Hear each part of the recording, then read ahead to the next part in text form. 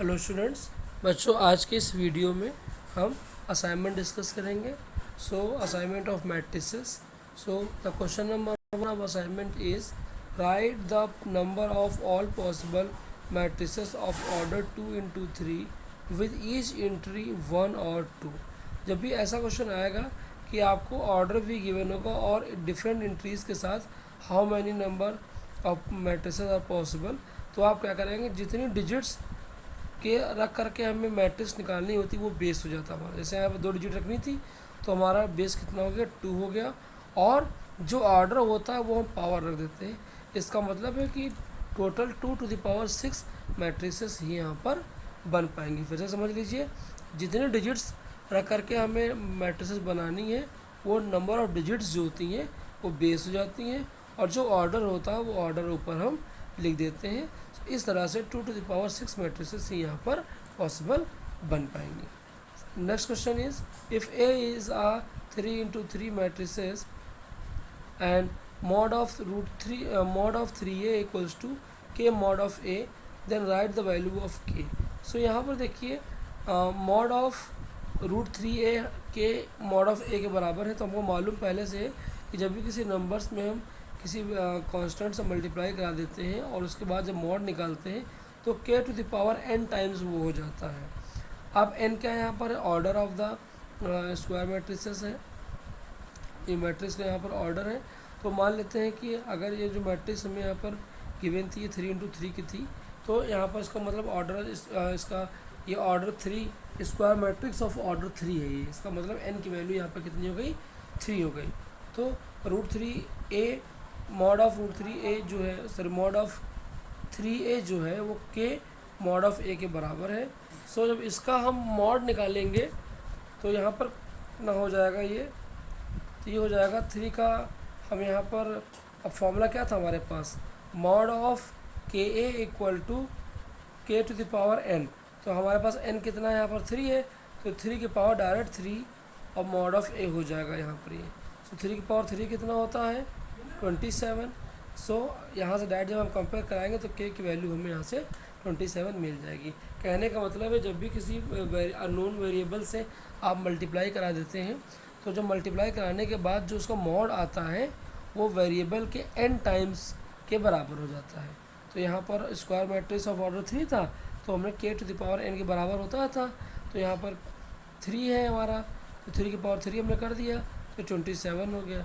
तो यहाँ से कंपेयर कराने के बाद k की वैल्यू हमें 27 मिल गई। नेक्स्ट क्वेश्चन क्या है, देखिए, इफ़ a और b आपको गिवन है और ba जो है वो bij के बराबर है, तो हमें फाइंड क्या करना है, b21 और 32।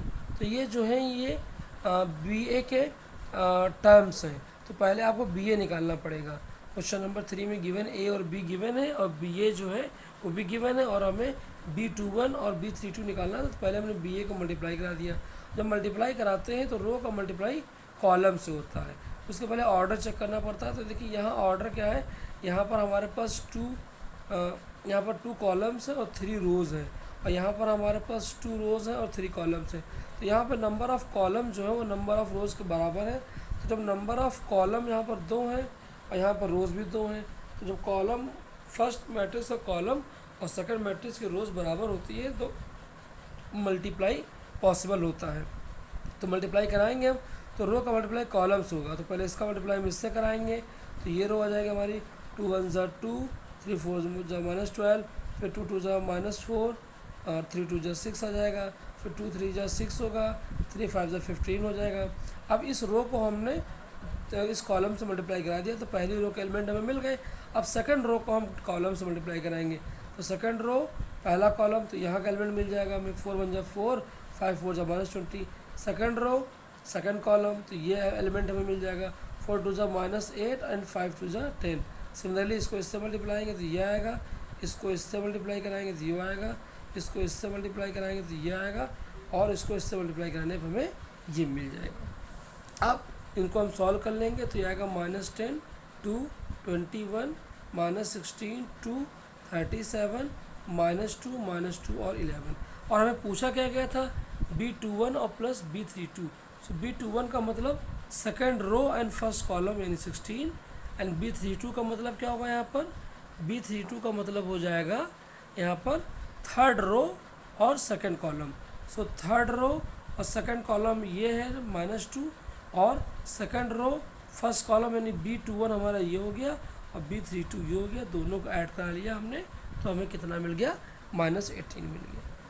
नेक्स्ट क्वेश्चन नंबर 4 जो है स्टूडेंट्स वो थोड़ा सा रॉन्ग है, उसमें मिसप्रिंट है, उसको छोड़ दीजिए। क्वेश्चन नंबर 5 देखिए, if A is a square matrix such that A square equals to A then write the value of 7a minus I plus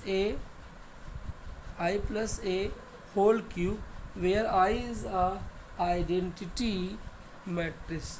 अब देखिए इस क्वेश्चन में यहाँ पर जो हमें गिवन है, यहाँ पर ए स्क्वायर जो है वो ए के बराबर है, तो यहाँ पर हम पहले इसको ओपन कर लें।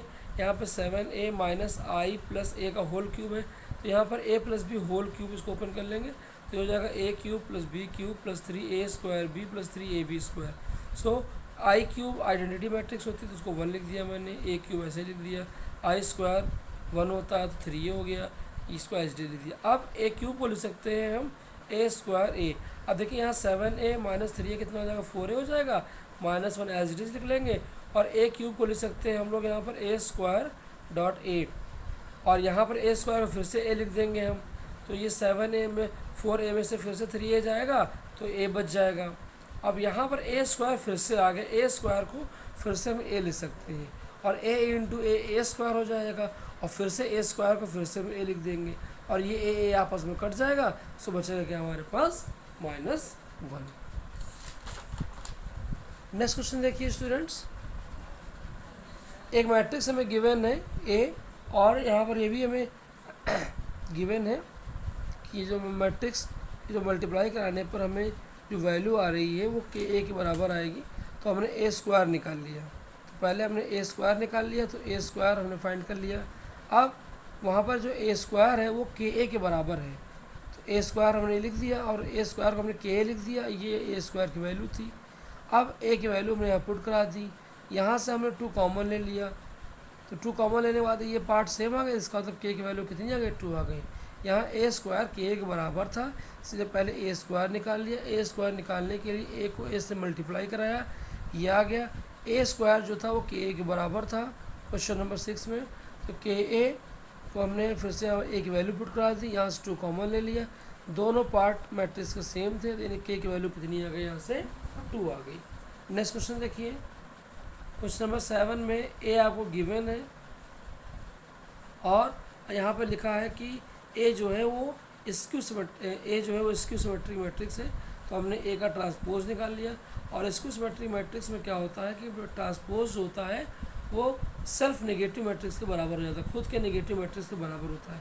तो हमने क्या किया, इसलिए ए डैश यानी ट्रांसपोज निकाल लिया। ट्रांसपोज कैसे निकालते हैं, रो को कॉलम में थी, इस रो फर्स्ट रो को हमने फर्स्ट कॉलम बना दिया, सेकंड रो को सेकंड कॉलम बना दिया, थर्ड रो को हमने थर्ड कॉलम बना दिया, ये हमारा हो गया ट्रांसपोज। अब ये ट्रांसपोज जो है वो -a के बराबर होगा क्योंकि सिमेट्रिक है, तो हमने ए डैश को -a से कंपेयर करा दिया, माइनस अंदर मल्टीप्लाई करा दिया और फिर कंपेयर करा लिया, तो हमें a की वैल्यू -2 मिल गई और b की वैल्यू -3 मिल गई। Find the value of x plus Y. यहाँ पर देखिए मैट्रिक्स है, यहाँ पर 2 टाइम है और फिर ये मैट्रिक्स ऐड हो रही है, तो पहले हम 2 से इसमें मल्टीप्लाई करा लेंगे और उसके बाद इन दोनों मैट्रिक्स को ऐड कर लेंगे, तो यह आ जाएगा 2 + y, ये 6 + 0 6 हो जाएगा और यहाँ पर ये 1 + 2x + 2 हो जाएगा। अब यहाँ से कंपेयर करा देंगे हम, तो जब कंपेयर कराएंगे तो 2 + y जो होगा 5 के बराबर होगा, तो y की वैल्यू हमें 3 मिल जाएगी और 2x + 2 जो होगा वो 8 के बराबर हो जाएगा, तो हमें x की वैल्यू 3 मिल जाएगी। और हमें पूछा गया था x + y यानी 3 + 3 जो होगा वो 6 हो जाएगा। Next question number 9 is if A is a skew symmetric matrices of order 3 then prove that determinant of A is 0। अब A जो है वो स्क्यू सिमेट्रिक मैट्रिक्स है, मतलब मैट्रिक्स का जो ट्रांसपोर्ट्स होगा वो -a के बराबर होगा। अब हम दोनों को मॉडल्स निकाल दें, तो mod of transpose matrix equals to mod of -a। अब हमें पहले से मालूम है कि जब माइनस से मल्टीप्लाई यहाँ पे हम कराते हैं तो ये जो आपको माइनस जो होता है वो -1 n a के बराबर होता है, क्योंकि ये मैट्रिक्स जो थी वो ऑर्डर 3 की थी, तो अभी आपको बताया ना, तो मैंने कि ए के बराबर होता है, तो इसका मतलब ये -1 ये ए ट्रांसपोज जो होगा सॉरी जो माइनस ए का जो मॉड होगा वो यहाँ पर हमने -1 से मल्टीप्लाई कराया है, और ऑर्डर 3 था, यानी -1 की पावर n, n मतलब 3 ऑफ मॉड ऑफ ए के बराबर हो जाएगा। तो जब इसको ओपन कराएंगे हम तो ये इस फॉर्म में आ जाएगा। अब -1 की पावर क्यूब है तो माइनस मॉड ऑफ ए ही रहेगा। अब transpose of mod of transpose of A matrix, किसी भी मैट्रिक्स का मॉड निकाल लीजिए आप, या ट्रांसपोज का मॉड निकालिए, दोनों मॉड बराबर होते हैं। तो यहाँ पर हम mod of A to the power mod of transpose जो होगा उसकी जगह हम मॉड ऑफ ए लिख देंगे। अब ये पार्ट इधर ले जाएंगे तो यहाँ डबल हो जाएगा, 2 टाइम्स हो जाएगा, फिर 0 हो जाएगा, यानी मॉड ऑफ ए जो आएगा वो 0 आ जाएगा। क्वेश्चन नंबर 10 में देखिए क्या दिया गया है। एक मैट्रिक्स हमें यहाँ पर गिवन थी, और ये हमें लिखा था कि ये जो मैट्रिक्स जो है वो A equal to P plus Q के बराबर है, और पी जो है वो सिमेट्रिक मैट्रिक्स है, और क्यू जो है वो स्क्यू सिमेट्रिक मैट्रिक्स है। तो आपको एक एक्सरसाइज में उन्होंने पढ़ाया था मैंने कि किसी भी मैट्रिक्स को हम उसके एज अ सिमेट्रिक और स्क्यू सिमेट्रिक के सम के फॉर्म में हम लिख सकते हैं। तो पी हमारे यहाँ पर सिमेट्रिक मैट्रिक्स है, इसी को हमें फाइंड करना है। तो हमने क्या किया, पहले ए को ए डैश निकाल लिया, फिर ए और ए डैश को ऐड करा लिया, फिर half of A plus A dash कराया, तो जो भी आया उसका ट्रांसपोज कराया, फिर half of A plus A dash का ट्रांसपोज कराने के बाद देखा हमने कि फिर से वही मैट्रिक्स आ रही है। तो इसका मतलब यही मैट्रिक्स जो हमारी क्या है, सिमेट्रिक मैट्रिक्स थी। जब किसी भी मैट्रिक्स को हम as a sum of symmetric और उसके सिमेट्रिक में ब्रेक कर सकते हैं। तो यहाँ पर डैश जो है वो मैट्रिक्स के बराबर आ रहा है, इसका मतलब यही मैट्रिक्स क्या है, सिमेट्रिक मैट्रिक्स थी, तो इसका मतलब पी की वैल्यू यही हो जाएगी। नेक्स्ट क्वेश्चन नंबर जो 11 है, देखिए ध्यान से। क्वेश्चन नंबर 11 में यहाँ पर गिवन है कि मैट्रिक्स जो है वो स्क्यू सिमेट्रिक है, सॉरी सिमेट्रिक मैट्रिक्स है, यानी मैट्रिक्स और ए डैश दोनों क्या होंगे, सेम होंगे। तो हमने क्या किया, पहले ए डैश निकाल लिया, और फिर ए डैश को ए से मल्टीप्लाई करा, से कंपेयर करा दिया, यानी ओरिजिनल मैट्रिक्स और ए डैश मैट्रिक्स को कंपेयर करा दिया। अब देखिए डैश का मतलब है ट्रांसपोज, तो जब आपको ए डैश निकालना होगा तो आप रो को क्या करेंगे, कॉलम बना देंगे। तो पहली रो पहला कॉलम, दूसरी रो दूसरा कॉलम, और तीसरी रो तीसरा कॉलम बन जाएगा। अब ए डैश को हम ए से कंपेयर करा देंगे, तो जब ए डैश को हम ए से कंपेयर करा देंगे तो वहाँ से हमें ए की वैल्यू कितनी मिल जाएगी। देखिए यहाँ पर क्या है, 3 किसके बराबर है, -2 के बराबर है। ए किसकी वैल्यू कितनी जाएगी, -2/3, और यहाँ पर 2b जो है 3 के बराबर है, यानी b की वैल्यू जो होगी वो 3/2 हो जाएगी। लास्ट क्वेश्चन देखिए, ए आपको गिवन है यहाँ पर मैट्रिक्स, और हमें निकालना है a² - 5a + 4i। तो पहले हम ये निकालने के लिए हमें a² निकालना पड़ेगा। a² निकालने के लिए हम ए मैट्रिक्स को उससे मल्टीप्लाई करा देंगे, तो रो का मल्टीप्लाई कॉलम से होगा। तो फर्स्ट रो जब फर्स्ट कॉलम से मल्टीप्लाई कराएंगे तो हमें फर्स्ट रो मिल जाएगी, फर्स्ट रो सेकंड कॉलम से कराएंगे तो हमें सेकंड एलिमेंट मिल जाएगा, फर्स्ट रो थर्ड कॉलम से कराएंगे तो ये मिल जाएगा, फिर सेकंड रो फर्स्ट कॉलम तो ये मिलेगा, सेकंड रो सेकंड कॉलम ये मिलेगा, सेकंड रो थर्ड कॉलम हमें ये मिल जाएगा। सिमिलरली थर्ड रो से मल्टीप्लाई करा लेंगे हम, तो और सबको ऐड करा लेंगे, यानी एक बार हम एक रो को उठाते हैं और दूसरे मैट्रिक्स में जितने कॉलम होते हैं सब में मल्टीप्लाई हम कराते हुए चले जाते हैं। तो फर्स्ट रो फर्स्ट कॉलम ये मिल गया, फर्स्ट रो सेकंड कॉलम ये मिल गया, फर्स्ट रो। और मल्टीप्लाई कैसे होता है, जब इसको आप इससे मल्टीप्लाई कराएंगे तो 2 1 जा 2, 0 3 जा 0 और 1 0 जा 0, इस तरह से इसको मल्टीप्लाई हम कराते हैं। फिर 2 0 जा 0, 2 फिर 2 1 जा 2 एंड 3 1 जा 3, इस तरह से मल्टीप्लाई कराएंगे तो हमें स्क्वायर मिल जाएगा। फिर 5a निकालना होगा, तो हम मैट्रिक्स में 5 से मल्टीप्लाई करा देंगे, तो सभी एलिमेंट्स में 5 से मल्टीप्लाई हो जाएगा, तो ये आ जाएगा। 4i निकालना है, यानी आइडेंटिटी मैट्रिक्स में 4 से मल्टीप्लाई कर देंगे तो ये आ जाएगा। फिर a² में 5a माइनस करेंगे और 4i ऐड कर देंगे, इन सब नंबर्स को ऐसे लिख लेंगे हम। अब इनको हमें माइनस कराना है, तो जैसे 5 और -10 और +4 कितना होगा, -1 होगा। सिमिलरली -1 -0 और +0 -1 होगा। 2 -5 और +0 3 होगा। इस तरह से हम ऐड कर लेंगे, ठीक है। तो ये हमें इसकी वैल्यू मिल गई। और एक कंडीशन ये भी पूछी गई थी, हमें इसकी वैल्यू निकालनी थी यहाँ पर A square minus 5a plus 14i plus X की। तो जब ये वैल्यू हमें निकालनी होगी तो एक्स हमें निकालना था, तो हम इसकी वैल्यू पूरा क्या कर देंगे, इधर ट्रांसफ़र कर देंगे। तो जब ये इधर ट्रांसफ़र होकर आएगा तो पूरा पूरा निगेटिव हो जाएगा, तो यानी वैल्यू यही रहेगी, इसमें माइनस आगे लग जाएगा।